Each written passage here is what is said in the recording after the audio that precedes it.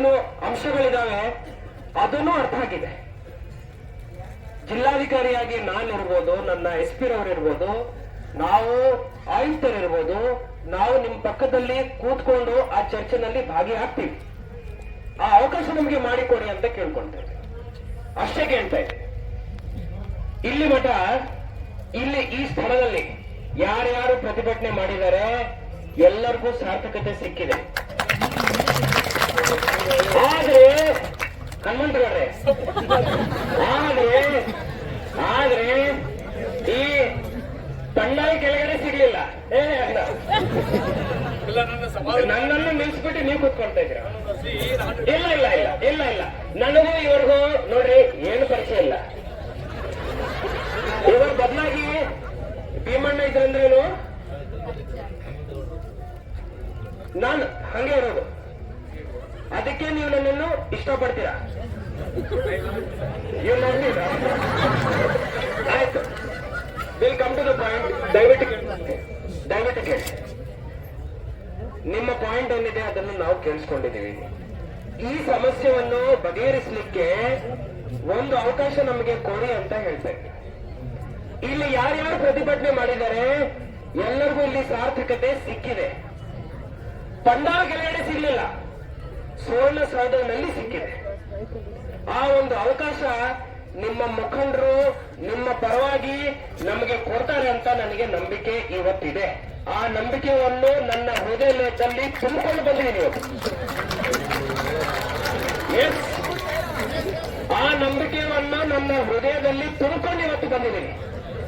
ಆ ನಂಬಿಕೆ ಮೇಲೆ ದಯವಿಟ್ಟು ಕೇಳ್ರಿ. ನಾನು ನನ್ನ ಹೆಂಡತಿ ಮನೆಯಲ್ಲಿ ಬಿಟ್ಟಿದ್ದೀನಿ, ಪಾಪನ್ ಬಿಟ್ಟಿದ್ದೀನಿ, ನಾನು ಇಲ್ಲೇ ಇದ್ದೀನಲ್ವಾ? ಅಷ್ಟೇ ಅಲ್ವಾ? ಯಾಕೆ ಇಲ್ಲಿದ್ದೀವಿ? ಈ ಸಮಸ್ಯೆಗೆ ಒಂದು ಪರಿಹಾರ ಹುಡುಕೋಣ ಅಂತ ಬಂದಿದ್ದೀವಿ. ನಿಮ್ಮ ಸಮಸ್ಯೆ ನಮಗೆ ಗೊತ್ತಾಗಿದೆ ಅಂತ ಹೇಳ್ತಾ ಇದ್ದೀವಿ. ಆದ್ರೆ ಪಂಡಾಲ್ಗಳಿಗೆ ಪರಿಹಾರ ಸಿಗಲ್ಲ. ನನ್ನ 10 ವರ್ಷ IAS ಏನು ಅನುಭವ ಇದೆ ಅದರಲ್ಲಿ ಹೇಳ್ತಾ ಇದ್ದೀನಿ. ಟೇಬಲ್ ಮೇಲೆ ಕೂತ್ಕೊಂಡು ಮಾತಾಡುವಾಗಲೇ ಸಿಗುತ್ತೆ. ಹಿಂದಿನ ಸತಿಯನ್ನು ನೀವು ಹೋರಾಟ ಮಾಡುವಾಗ ಏನ್ ಮಾಡಿದ್ದೀರಿ?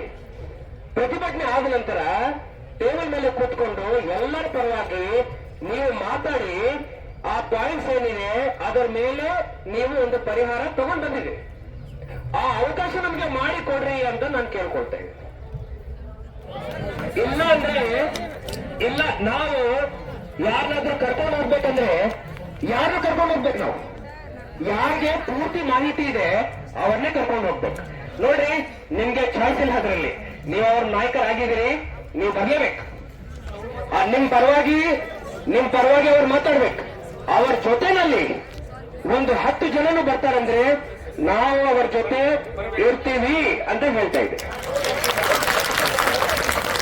ದಯವಿಟ್ಟು ನೋಡ್ರಿ,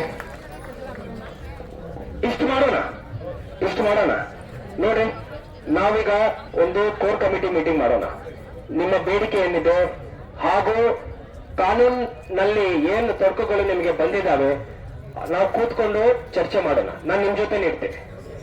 ನಿಮ್ಮ ಮುಖಂಡರ ಜೊತೆ ನಾನು ಮತ್ತೆ ನನ್ನ SP ರವರು. ಅಕ್ಕ ಕೇಳ್ರಿ, ನಾನು ಇಡೀ ಜಿಲ್ಲಾಡಳಿತ ನಿಮ್ಮ ಮುಖಂಡರ ಜೊತೆ ನಾವು ಡೀಟೇಲ್ ಆಗಿ ಚರ್ಚೆ ಮಾಡ್ತೀವಿ, ಪಾಯಿಂಟ್ಸ್ ಡ್ರಾಫ್ಟ್ ಮಾಡ್ತೀವಿ. ನಿಮ್ಮ ಕೋರ್ ಕಮಿಟಿ ಇರುತ್ತೆ, ಒಂದು 10 ಜನ ಮುಖಂಡರಿರ್ತಾರೆ, ಅವರು ಅದನ್ನು ನೋಡ್ಲಿ. ನಾನು ಪ್ರತಿಯೊಬ್ಬರಿಗೆ ಕೊಡ್ಲಿಕ್ಕೆ ಆಗಲ್ಲ. ಇದು ನೋಡ್ರಿ, ನಿಮ್ ಪಾಯಿಂಟ್ ಇದೆ, ಇದು ನೋಡಿ ಅಂತ. ನೀವು ಮತ್ತೆ ನಿಮ್ಮ ಕೋರ್ ಕಮಿಟಿ ಯಾರಿದ್ದಾರೆ ಅವರು ನಮ್ ಜೊತೆ ಈಗ ಕೂತ್ಕೋಬೇಕು. 1 ತಾಸು 2 ತಾಸು ನಮ್ ಜೊತೆ ಎಲ್ಲಾ ಪಾಯಿಂಟ್ಸ್ ನೀಟ್ಲಿ ಫ್ರೇಮ್ ಮಾಡಬೇಕು. ಹೈಕೋರ್ಟ್ ಅಲ್ಲಿ ಹಾಗೂ ಸುಪ್ರೀಂ ಕೋರ್ಟ್ ಅಲ್ಲಿ ನಿಮ್ ಪರವಾಗಿ ಇರೋ ವಕೀಲರು ಏನ್ ಹೇಳ್ತಾರೆ ಅದ್ ನಮ್ಗೆ ಗೊತ್ತಾಗ್ಬೇಕು. ಸುಪ್ರೀಂ ಕೋರ್ಟ್ ಅಲ್ಲಿ ನೀವು ಇಂಪ್ಲೀಡ್ ಆದಾಗ ಕೇಸಲ್ಲಿ ಅವ್ರು ನಿಮ್ ಪರವಾಗಿ ಏನ್ ಹೇಳಿದ್ದಾರೆ ಅದ್ ನಮ್ಗೆ ಗೊತ್ತಾಗ್ಬೇಕು. ಈ ಚರ್ಚೆ ಮೊದಲನೇ ಹಂತದಲ್ಲಿ ನಾವು ಮಾಡ್ತೀವಿ. 2ನೇ ಹಂತದಲ್ಲಿ ಈ 2 ತಾಸು ಆದ ನಂತರ, ಅಕ್ಕ 1 ಸೆಕೆಂಡ್, ಈ 2 ತಾಸು ಮೀಟಿಂಗ್ ಆದ ನಂತರ ನಾವೆಲ್ಲರೂ ಮೀಟಿಂಗಿಗೆ ಹೋಗೋಣ. ನಾನು ಇಷ್ಟು ಹೇಳ್ತಾ ಇದ್ದೀನಿ, ನಮ್ಮ ಮಾತು ಮೇಲೆ ನಂಬಿಕೆ ಇಟ್ಟುಕೋಬೇಕು. ಇಷ್ಟೇ. Thank you.